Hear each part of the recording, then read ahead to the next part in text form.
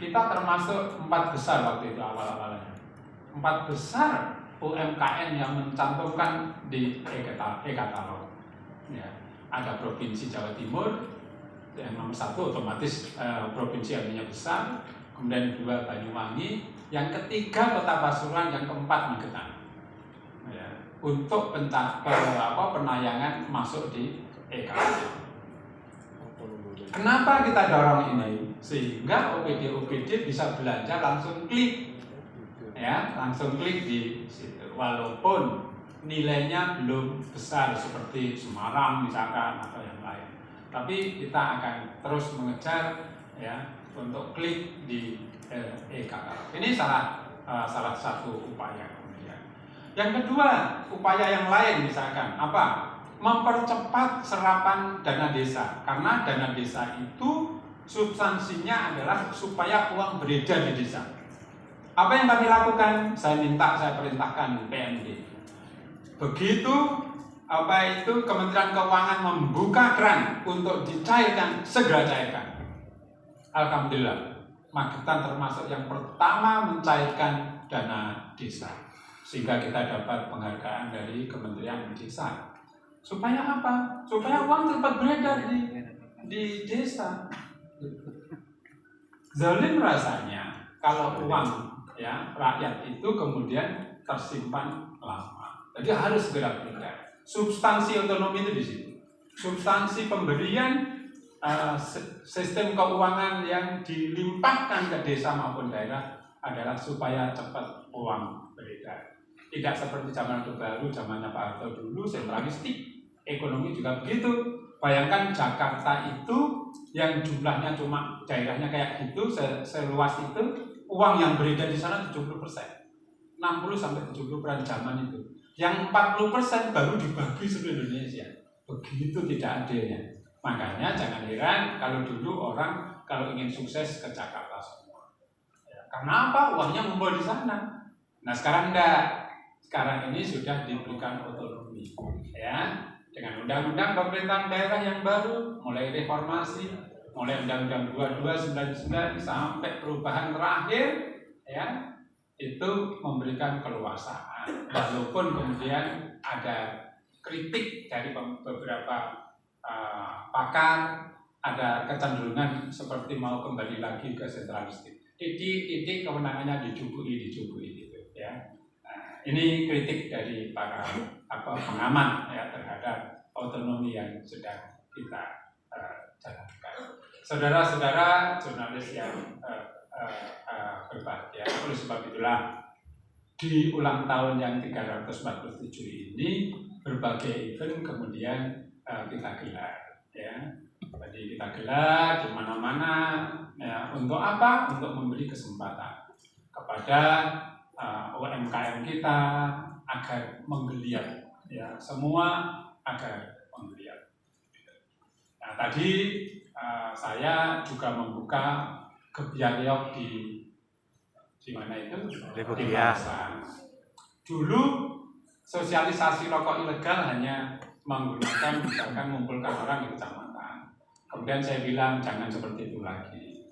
Gunakan nangka priok, ya, dan seterusnya. Nanti ke depan Pak Sekda tadi misinya saya, Pak, kalau bisa setiap bulan sekali ada Gebyariok. Jadi ada satu kecamatan gitu, misalkan tampil di parkiran Remugia, mungkin di sana. Saya malah mengusulkan gini, tidak hanya sekali Mas, nah sekali nanti gimana yang sedangkan sebulan itu 4 minggu gitu.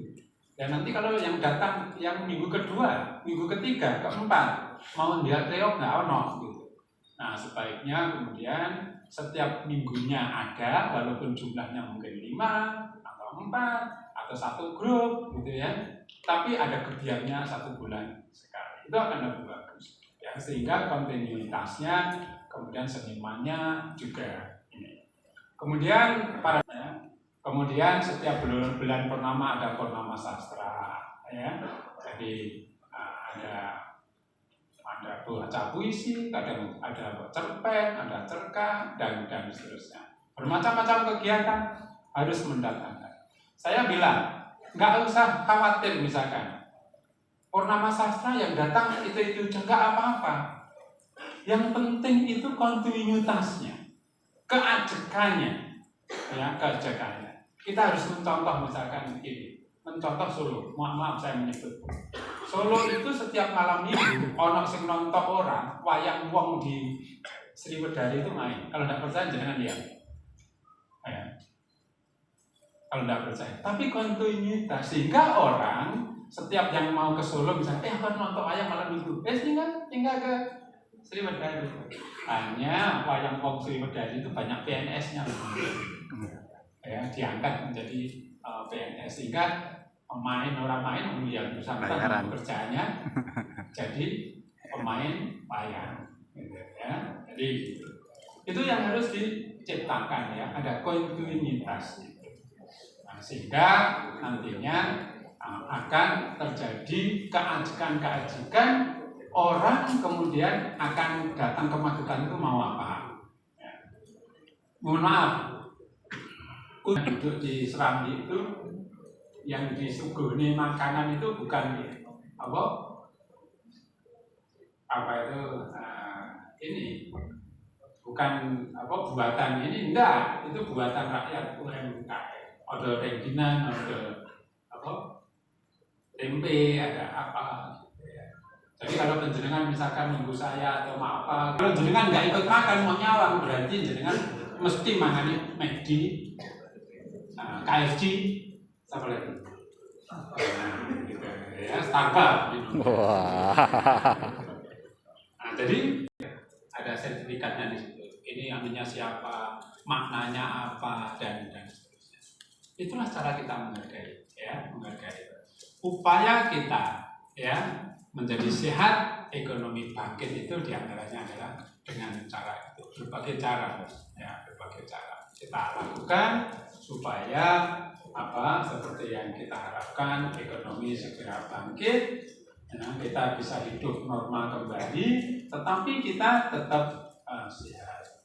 Juga perlu saya sampaikan kepada para jurnalis, rencana kami ke depan, ya insya Allah ya nanti rumah sakit di Lembean, SMK di Lembean segera dibangun, sekarang sudah dibangun, pengembangan puskesmas, kemudian SMK-nya sudah diuruk, mungkin tahun depan mungkin bisa dibangun, ya nanti pendidikannya juga di sana akan semakin bagus, ya tidak perlu ke Ponorogo, ya insya Allah nanti mohon doa restu, ya agar tidak ada perubahan.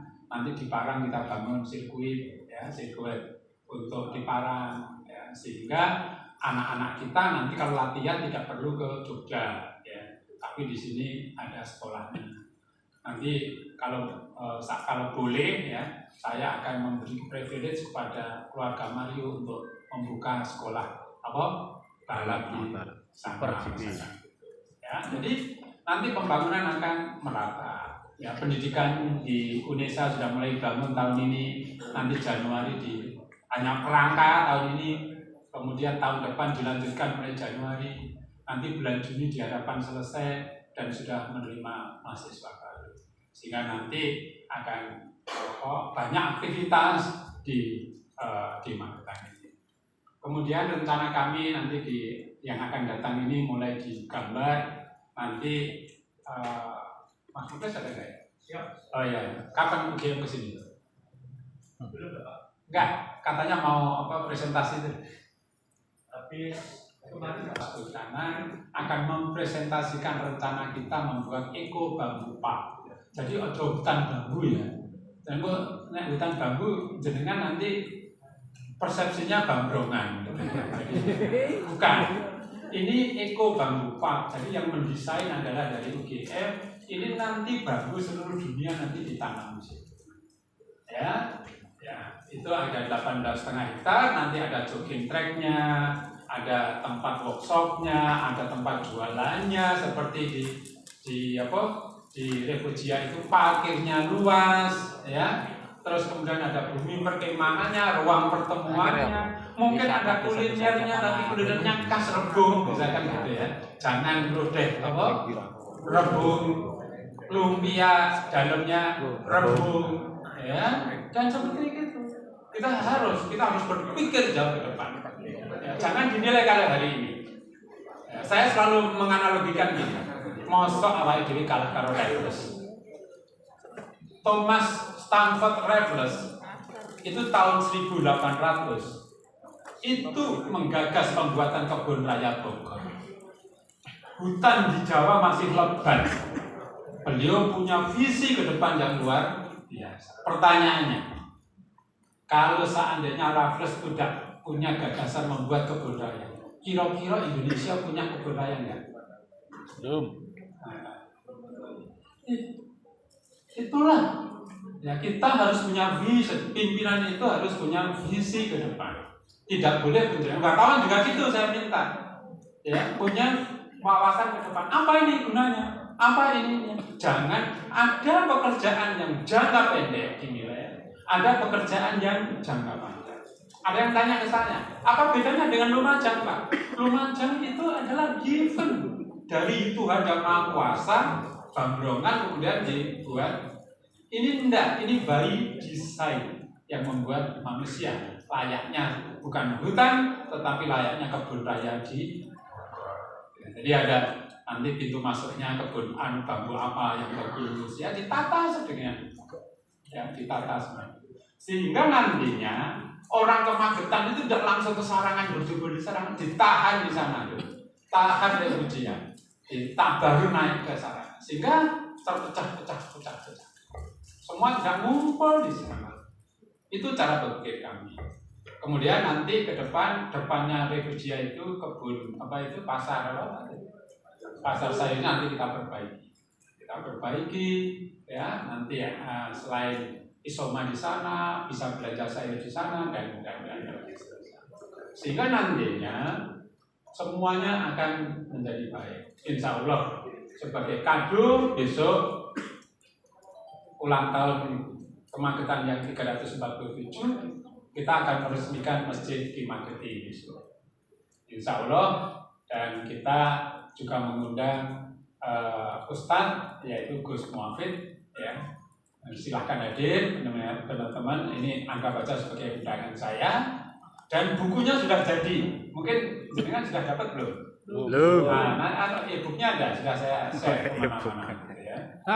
Ya, jadi bukunya sudah ada, ya. Sejarahnya gimana itu membangun masjid di Mageti bisa dibaca di sini. Saya tulis sendiri, nggak minta tolong siapa-siapa. Saya tulis sendiri kalau malam hari ini saya tulis sedikit demi sedikit, akhirnya alhamdulillah selesai. Sehingga setiap peristiwa di Magetan ini harus terekam dengan sebaik-baiknya. Silakan nanti saksikan. Ya, kemarin saya ketemu, tadi pagi saya ketemu Mas Koco sama Mas Agus ya, di Dwi Tunggal. Beliau pas meliput, saya kan pas datang gitu ya. Terus kemudian silahkan nanti lihat, itu masjid yang sangat bersejarah. Kalau bukan orang Pelausan jangan tanya kenapa Pak Prawoto kok diletakkan di sana gitu ya. Itu tadi sudah saya jelaskan, ya. Kita belajar dari rest area jalan tol. Rest area itu ramai kalau masjidnya representatif. ya, semua adalah sumbangan dari masyarakat. Ya. Masyarakat khususnya ASN, ya, khususnya penyokong utamanya adalah ASN di Magetan dengan sukarela. Ada yang nyumbang sebulan 5.000, ada yang 10.000, ada yang 15.000, tergantung seikhlasnya. Alhamdulillah, ya, dengan niat baik dan cara baik akhirnya Ki Mageti berdiri dan insya Allah bisa akan diresmikan walaupun belum 100%, masih perlu ada pagar di serambinya, masih perlu selasar, masih perlu tebeng yang di atasnya biar tidak tampon dan seterusnya. Tapi yakinlah masjid yang begitu rumit, ya, dengan menyatokkan antar kayu, ya, akhirnya bisa berdiri. Untuk kita mendapatkan seorang tukang yang ahli, ya, yang mungkin ini adalah tukang yang sangat langka. Nah, dan itu bisa mendirikan masjid di Mageti. dan itu merupakan hadiah ulang tahun Magetan yang 347. Jangan dinilai harganya, tidak ternilai kalau menurut saya. Walaupun anggarannya habisnya sekitar 3,5 ya Mas. Ya 3,5 M habisnya. Jadi biayanya daripada jenengan tanya nanti masjid itu biayanya sekitar 3,5 miliar. Ya. Tapi kemudian nilainya berapa? Nilai nominalnya saat itu. Ya, nilai nominalnya saat itu. Tapi nilai instruktifnya, nilai substansinya tidak ternilai. Karena apa? Karena kayu-kayunya mengandung sejarah ya perkembangan Islam di Magetan dan perkembangan kemajuan Magetan di masa lalu. Saya kira demikian dari saya sebagai pengantar, walaupun pengantar saya cukup panjang, ada 3/4 jam, mohon maaf. Ya, kalau ada yang ditanyakan silakan. Nanti kalau saya tidak bisa menjawab